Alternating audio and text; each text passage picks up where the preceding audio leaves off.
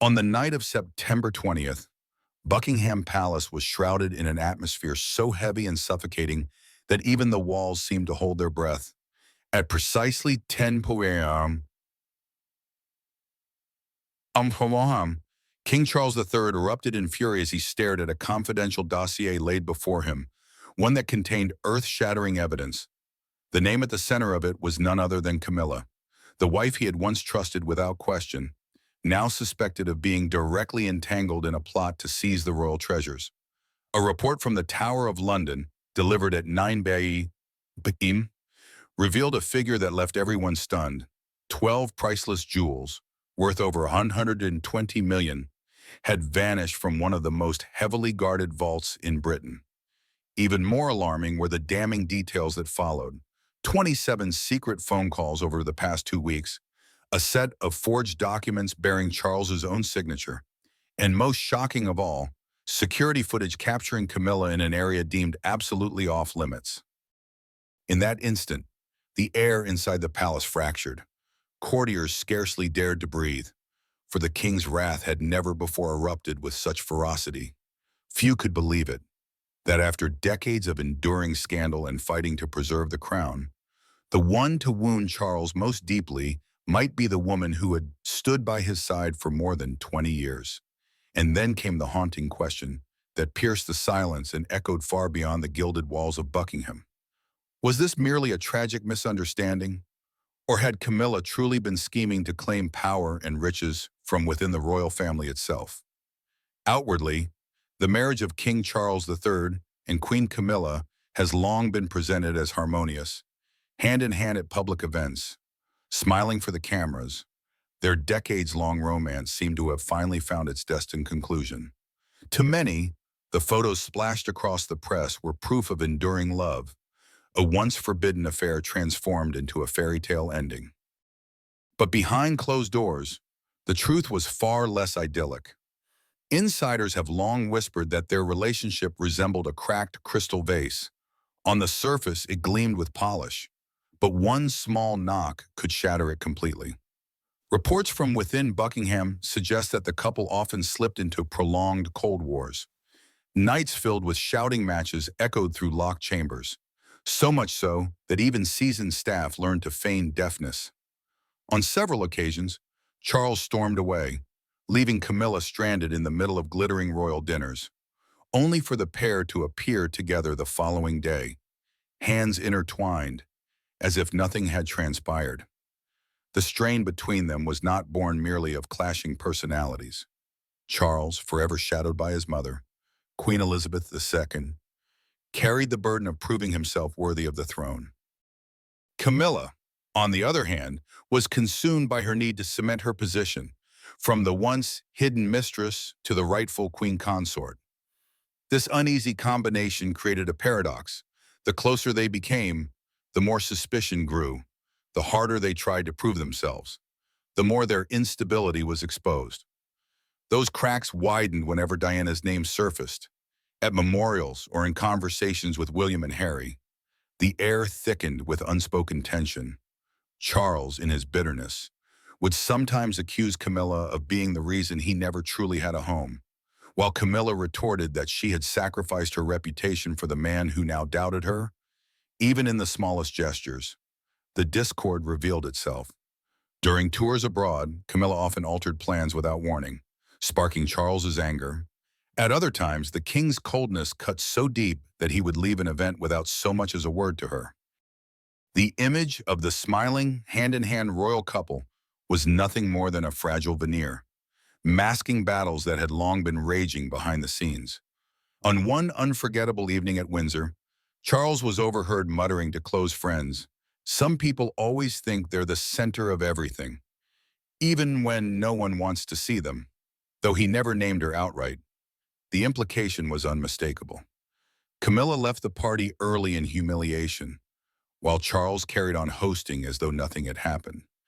By dawn, they were once again parading before the cameras, their smiles hiding everything. This marriage, in truth, is a double stage. To the world, they are the star-crossed lovers fate reunited. In private, they are adversaries, forever suspicious, Forever resentful, forever clashing in silence and in rage. Deep down, Charles has never truly let go of Diana. And Camilla, even crowned queen, remains haunted by comparisons, rejection, and the gnawing realization that she has never been fully embraced by the public. It is this imbalance that has turned their union into a sealed chamber filled with invisible smoke and sparks. And now that very imbalance has set the stage for a revelation so explosive it threatens not only their marriage, but the very image, authority, and unity of the British monarchy itself. On the night of September 21st, at precisely 9 o'clock p.m., the Tower of London, the repository of Britain's most sacred treasures, was plunged into a tense and almost suffocating silence. The atmosphere, usually solemn and impenetrable, suddenly gave way to a quiet chaos when the custodial team noticed something amiss. This was no minor discrepancy to overlook. 12 royal jewels, each carefully placed within triple-layered security display cases, had suddenly been moved. For those who had spent years guarding these treasures, every scratch, every millimeter of placement was etched into memory. Any deviation, however slight, was a red flag signaling that someone had tampered with these precious artifacts. The soft yellow lights of the tower reflected off diamonds, rubies, emeralds, and ancient sapphires, each piece carrying centuries of history, once worn by kings and queens during their most significant moments. Now, seeing the treasures out of place, anxiety was etched across the faces of the custodians. An urgent report was immediately drafted, detailing that 12 rare jewels, with a combined value exceeding 120 million, showed signs of interference. The sum alone was staggering. Even the loss of a single crown or necklace was not just a material blow. It would be a shock to the royal family and to the British public. These treasures were more than possessions. They symbolized power and the enduring legacy of the Windsor dynasty across generations. A closer inspection revealed more troubling anomalies. Within a secure drawer, the team found documents labeled as gifts, bearing the king's signature, seemingly certifying that the jewels had been entrusted to a close confidant. At first glance, the papers appeared stamped and signed in Charles's own hand, but under specialized light and careful comparison with authentic records, experts quickly confirmed these were expertly forged. Every stroke, every numeral, crafted with astonishing precision, detectable only to trained eyes. The questions this raised were chilling. Who had such intimate access to the king's signature and seals? And who had the audacity to place forged documents inside the very heart of Britain's most secure treasury? The disturbing details did not end there. A veteran custodian recalled an unsettling incident from a few nights prior, a strange noise in a restricted area outside scheduled inventory checks. Upon investigation, he found faint scratches on the steel door, as if someone had attempted to pick the lock with specialized tools. At the time, he assumed maintenance staff were responsible, but now the detail became a sinister piece of a larger puzzle. When the 20-page report was completed, it was immediately sent to Buckingham Palace. Those present at that moment described the air as thick with tension. Every glance exchanged was laden with worry. No one spoke aloud, yet all understood. This was no ordinary technical error or clerical mistake. This was the beginning of a storm. The report included a detailed inventory of the displaced items: an emerald necklace once owned by Queen Victoria, valued at approximately £10 million, a miniature crown belonging to Queen Alexandra, worth over £15 million, and most ominously, a sapphire bracelet closely associated with Princess Diana, its symbolic value far outweighing its monetary worth. In total, 12 items, spanning from the 18th to the 20th century, now bore signs of tampering. Further chilling details emerged. Security cameras, designed to track every step within the tower, had captured a familiar figure in a restricted corridor at an unusual hour. The image was blurry but identifiable by posture and bearing, a woman who had appeared publicly on multiple occasions. The sight sent a shiver down the spine of everyone reviewing the footage. Camilla? The security team also reported 27 encrypted phone calls, all traced to a number indirectly linked to Camilla's former husband, Andrew Parker Bowles. At least 5 of these calls occurred after midnight, during periods when the palace was under the strictest lockdown. The scattered fragments were beginning to form a haunting picture: missing jewels, forged documents, security footage, secret calls. All signs seemed to point toward one name. Yet confirmation required a deeper investigation. And at that moment, the shadow of suspicion began to stretch across Buckingham Palace. Amidst all this, Charles still did not yet know the full details. He received the report at 9:30 p.m. while in his private chambers. At first, they say he merely furrowed his brow, assuming it was yet another routine inventory error. But as he turned each page, his expression darkened. When he came across the documents forged with his own signature, his hand clenched so tightly that his fingers trembled. For a man who had spent a lifetime safeguarding the image and integrity of the monarchy, discovering that someone had dared to forge his signature was an unforgivable insult. Outside, the palace lay in eerie silence. Inside, the tension was palpable, pressing down on every corner. Some of the royal guards began whispering among themselves about the possibility of a traitor within. None dared to speak the name aloud, yet in every mind, the same figure loomed. That night, September 21st, these first ominous signs triggered a discreet investigation. The results, as history would later record, shook the very foundations of the British royal family. London's night air was crisp, yet within the ancient walls of the monarchy, a silent storm was quietly gathering. After the confidential report on the strange disappearance of 12 royal jewels valued at over 120 million, the royal security team was immediately ordered to launch a covert investigation. No newspapers were to publish a word, no leaks allowed. Every move was tightly sealed. And to underscore the gravity, MI5, the renowned intelligence agency, was brought in. The prime suspect was someone no one would have expected: Queen Camilla. The initial clues sent chills down the spine. A review of secret calls over the past 3 weeks revealed 27 calls made from Camilla's private phone. Strikingly, none of these calls were part of her public diplomatic schedule or personal activities. The recipients were all mysterious numbers, identities not immediately identifiable. Most shocking of all, 5 of these calls took place around midnight, a time when the palace should have been silent and all activity strictly controlled. Even more concerning, these 5 calls coincided with King Charles's presence within the palace. In other words, if these calls were connected to a conspiracy, Camilla had acted right under her husband's nose. The deeper the investigation went, the darker the picture became. Security cameras in the East Corridor, near the path leading down to the tower where the treasure was kept, captured a familiar silhouette: the woman, walking with her characteristic poise, draped in a deep blue cloak, was unmistakably Camilla. The image was blurry, but when enhanced, facial recognition confirmed an 87% match. This was no coincidence.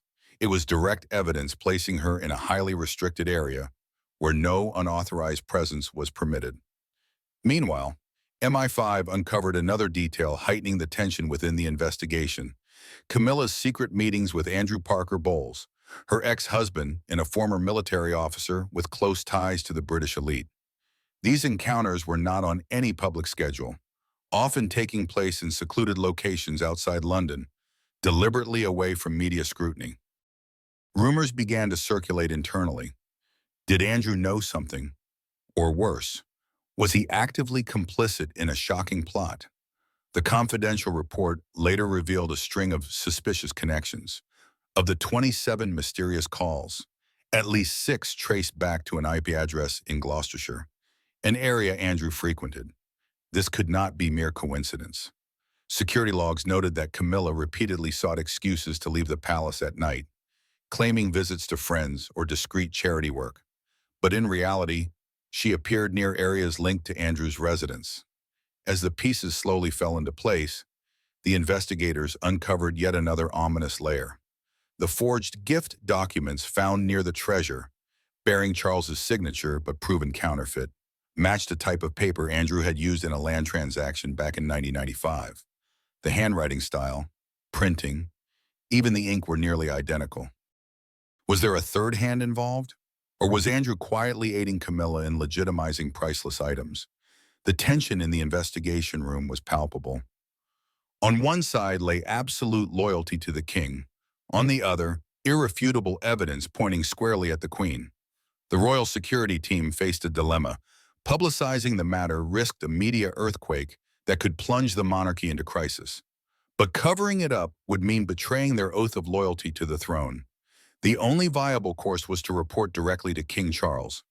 At 9:30 p.m., a report over 200 pages thick was placed before the king. Charles silently turned the pages, pausing on blurry images of Camilla near the treasure, detailed call logs, and connection diagrams leading to Andrew Parker Bowles. Silence stretched for nearly 10 minutes, heavy enough to hear each tick of the clock. Then, suddenly, Charles slammed the report onto the table. His hands trembled, yet his gaze was icy and unyielding. This was not merely the pain of a husband, it was the righteous fury of a king realizing that the very foundation of his throne was being shaken from within. The entire security team waited in tense silence for his reaction. Some officers feared the king would demand the matter be kept private, yet Charles shattered the quiet with a statement that left everyone stunned. This is no longer a private matter. This is royal betrayal. With those words, the incident transformed from a marital suspicion into a full-blown political crisis, where loyalty, power, and centuries of the British monarchy's legacy were all under threat. From that moment on, Camilla was no longer simply the wife facing her husband's wrath. She became the focal point of a national-level investigation. The presence of Andrew Parker Bowles made matters even more tangled. Was he merely a coincidental witness, or was he actively involved in a larger scheme? The calls, the secret meetings, all seemed to interconnect into a shadowy web. Now, as the evidence lay exposed, what awaited was not merely a marital confrontation, but a storm capable of sweeping away the very Windsor throne. The question that haunted the king more than anything remained. Was this simply a grievous misunderstanding? Or had Camilla truly embarked on a deliberate plot to seize both power and the royal treasury? The old clock struck precisely 10 o'clock. Its chimes echoed down the long palace corridors as if heralding an impending upheaval. Charles commanded the chief of his guards, "Summon Queen Camilla immediately." Minutes later, she entered, her makeup immaculate, yet her eyes betrayed her unease. She had no idea that the entire corridor outside was tightly secured by guards. This was no longer a private marital discussion. It was a secret tribunal, with Charles as judge and Camilla compelled to confront the truth. The atmosphere in the study was suffocating. Each tick of the clock seemed to amplify the tension. Charles stood, placing the dossier on the table and sliding it toward Camilla. His voice was cold. "Explain yourself." Laid bare on the table were the pieces of evidence. Forged documents relating to covert transactions of royal jewels. 12 missing items now appeared in Camilla's possession on private occasions. 27 secret calls from Camilla's personal phone to anonymous numbers, later traced to Andrew Parker Bowles, the ex-lover who had never left her past. And finally, a handwritten letter, trembling yet urgent. "We are forever part of each other's lives." Camilla paled. She tried to maintain composure, lifting a glass of wine, though her hand shook slightly. "Andrew is just an old friend," she began weakly. "As for the jewels, I only borrowed them for a few ceremonies. It's not what you think." But Charles would not accept such flimsy excuses. He slammed his hand down, making the documents and letter rattle. His face flushed with rage, and his voice thundered. "Do you take me for a fool? I have sacrificed more than half my life for you, despite the public's censure, despite my family's disapproval. And this is how you repay me? Those midnight calls while I was in the palace, the missing items from the royal treasury. You thought you could hide it forever?" Camilla drew a deep breath, her eyes flashing a mixture of desperation and defiance. "Charles, you don't understand. Andrew is part of my past, but you've always been present. It's all a misunderstanding." The more she spoke, the more Charles felt his heart torn apart. He fixed his gaze on her, eyes glistening with unshed tears, voice steely. "No, this is not a misunderstanding. This is a betrayal of trust, a betrayal of the love I have given you over decades. You have made me a laughingstock before the entire world. I protected you against all criticism. I let Diana go in agony so you could have a rightful place. And today you make me a victim once more." At 10:45 p.m., Charles's fury erupted into a tempest.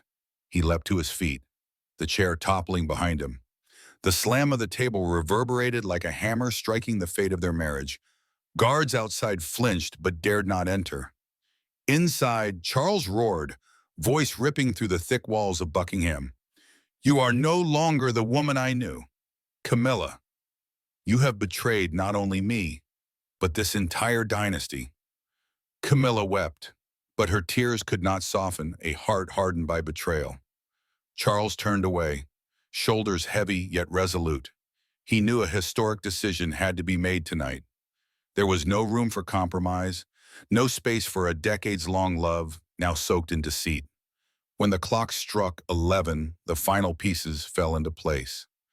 Buckingham Palace fell into silence, broken only by the heavy footsteps of the king leaving the study. Behind him sat Camilla, once the great love of his life, now slumped in darkness, her power and cunning reduced to ashes. Outside, the London sky seemed to thicken. Citizens slept unaware that within the royal walls, a storm was brewing, and when it broke, it would shake the British monarchy to its core. From 10:45 p.m. that night, the truth could no longer be concealed. The decision Charles was about to make would go down in history, a wound that would never heal in the saga of love and power within the British royal family. And immediately afterward, a historic decree was issued, shaking Buckingham Palace to its foundations. King Charles chose not to take the extreme route of stripping Camilla of her title as queen consort. She remained in name and ceremonial protocol, the queen, but in reality, all the power she once wielded had been swept away. It was a punishment both bitter and subtle, removing her influence and transforming her into an empty shell, a symbol stripped entirely of authority. From the moment Charles signed that decree, Camilla was officially barred from all meetings concerning the royal treasury. The strings of jewels, the priceless artifacts that once filled her with pride during ceremonies, now became forbidden to her. The palace finances, a domain she had long exercised influence over, were locked tight. The banquets and state functions, where Camilla had once stood confidently beside the king as a figure of authority, were now stages for her to appear only as a hollow statue, forced smiles, vacant glances, no longer whispering decisions behind the scenes. For William, his father's decision was nothing short of a restoration of justice for his mother. In the prince's eyes, it was a belated but necessary victory. William did not hide his support and was even said to have told advisors bluntly, "This is justice finally returned to Diana." The image of the heir standing tall, defending his mother's legacy, drove yet another dagger into Camilla. The woman who had once haunted Diana's marriage was now a ghost of herself, spurned by the very family she had fought to join. In contrast, Harry responded with caustic irony. In a private conversation leaked to the public, he remarked sharply, leaving the nation stunned, "My mother endured the same." The short sentence carried a lifetime of pain and pent-up rage. Harry referenced the stripping of Diana's HRH title after the bitter divorce with Charles as Davadas, a historical stain never erased. His irony served as an indictment of the entire palace. Justice may arrive late, but it cannot erase the truth that Diana was treated unjustly. And now Camilla was tasting a portion of the consequences of betrayal. Among the public, the media storm erupted instantly. The hashtag Camilla Exposed became a global trend within hours, infiltrating every social platform. One faction reveled in what they saw as the inevitable fall of a woman long blamed for destroying Diana's happiness. On Twitter, Comments exploded. Justice has finally come for Diana. Camilla is now just a shadow of herself. Many even juxtaposed images of Camilla in her former lavish gowns with pictures of her sitting silently, head bowed, a symbol of her free fall from power into isolation. But not everyone agreed. Another faction argued the decision was too little. Too late. The truth had been hidden for too long to call this justice. They criticized Charles as weak, claiming he allowed Camilla to retain her title as queen consort as a half measure to preserve royal dignity. If he truly wanted justice for Diana, he would have stripped her long ago. Read a scathing comment on the Daily Mail. To these observers, Camilla remaining on the throne, even nominally, was an affront to Diana's memory. Royal experts were divided as well. Some praised Charles for choosing a prudent solution, avoiding a constitutional crisis through outright removal, yet still stripping Camilla of real power. Others saw it as a sign of indecision, another illustration of the king trapped between love and duty, between loyalty to his current wife and the unfulfilled debt to his late first wife. Camilla, once a powerful queen, had become a lonely shadow in the very palace that symbolized her triumph. No more secret nods to determine the fate of ceremonies. No subtle glances to instruct courtiers. No command over the treasures that once brought royal prestige. She wandered Buckingham's halls like a ghost, wearing only the public facade of queen consort. Deep inside, the power she had spent a lifetime fighting for was gone. Meanwhile, William emerged as the quiet victor. With his public support for his father, he gained favor with the public, embodying the devoted son protecting his mother's legacy. Harry, with his biting irony, once again distanced himself from the family, reopening wounds that had never healed.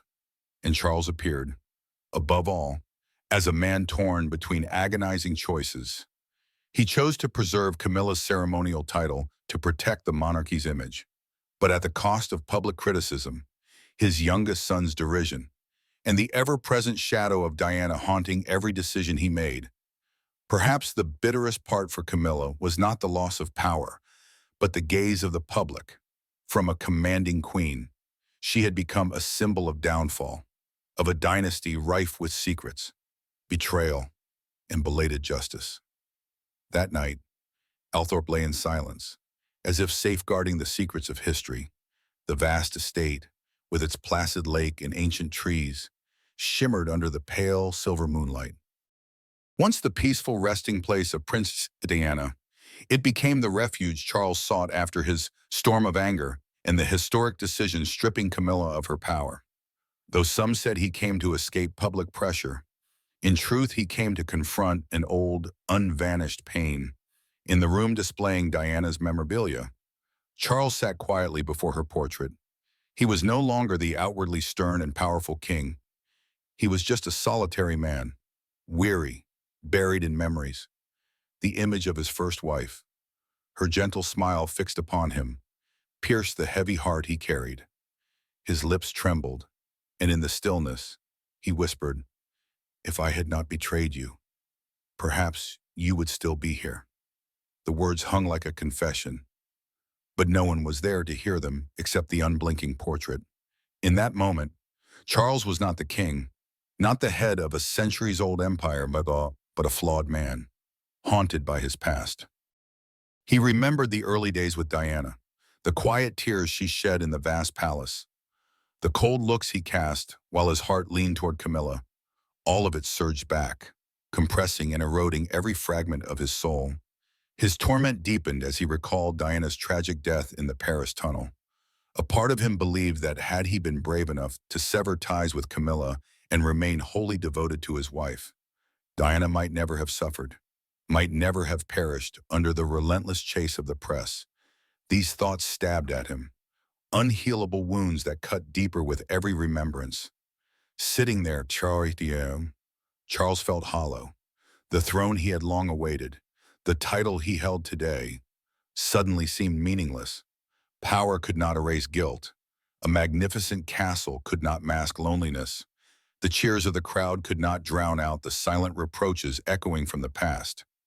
He had triumphed in politics, in the throne, yet failed utterly in love and family. A cold wind drifted in, gently stirring the thin white curtains. Charles looked up through the window toward the garden where Diana rested. In his eyes were both sorrow and helplessness. He wondered, were all his decisions, all his choices, truly worth it? He had traded a woman's youth, the love of his children, the admiration of the public, to hold on to Camilla, only for that same woman to become the center of a plot that humiliated him before the entire world. Memories of Diana and his two sons resurfaced, tangled with regret. He remembered William's gaze, full of fury, upon learning of his father's clandestine affair. He remembered Harry's cutting sarcasm about Camilla, and most of all, he remembered the photographs of Diana standing alone before the camera, her forced smile hiding her tears. That night, Charles whispered to her portrait, not once, but many times. He apologized. He confessed. He wished he could turn back time, but time never flows backward. What is lost forever. Diana was gone, and he knew that in the hearts of the British people, she remained the true queen, while Camilla would forever be a shadow of controversy. Charles left Althorpe near dawn, eyes red and steps heavy. He had confronted a bitter truth. He possessed the throne, but had lost everything that truly mattered in his life. This was not merely a tear-soaked marital tragedy, but a profound crack in the power structure of the British monarchy, where truth, honor, and loyalty collide violently with personal schemes. Camilla was no longer the commanding queen standing behind the throne. She had become a lonely shadow in a cold palace. Charles, though secure on the throne, fell into an endless spiral of remorse. With Diana's presence hanging over him like a suspended judgment, William emerged as the guardian of his mother's legacy. Yet even that stoked an ongoing, unseen struggle for power within the monarchy. And Harry, with his sharp laughter, deepened the wounds of the past, turning the present into a mirror reflecting irreparable mistakes. The question left for the world to ponder was stark. Was Camilla truly innocent? Or was this only the beginning of a larger plot to seize the throne? Could Charles overcome this shock? Or would the scandal itself shake Windsor to its foundations? What do you think? Share your thoughts in the comments below.